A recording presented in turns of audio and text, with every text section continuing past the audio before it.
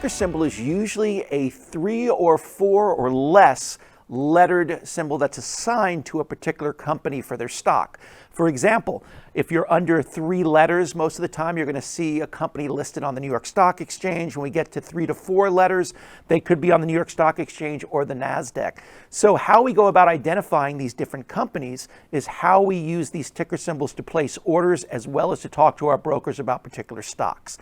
So in the past, it's been kind of fun that once you start to learn these ticker symbols, you're able to start giving them certain names to help you remember them. So for example, Microsoft is MSFT. Some people refer to as Mr. Softy, but these are important ticker symbols to help you place your trades, identify a particular stock in a particular exchange and industry, and once you feel more comfortable, you'll be able to start utilizing them pretty regularly in your trading.